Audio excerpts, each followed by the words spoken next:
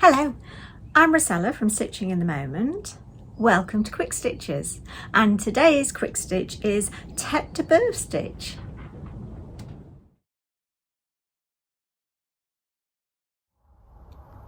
For the Tete to Boeuf stitch, you're going to begin with the bottom 2 straight stitches.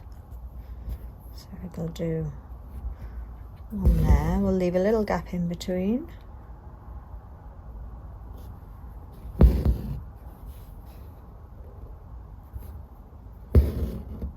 And we'll do another one of those. I think this is a great stitch if you've got sort of rows of tulips or something which are out at the moment here.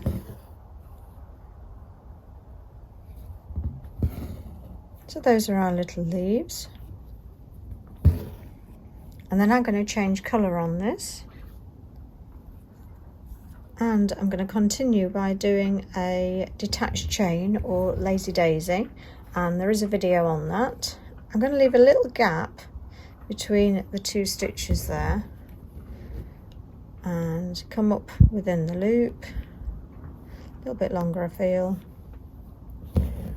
and then anchor it down. I'm not pulling too tight. I quite like the sort of raised area, so let me just do that again. So we're going to come up, leave a small gap before taking our needle back down,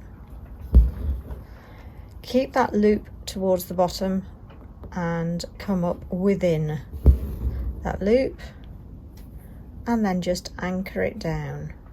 And I think it's a really effective little stitch.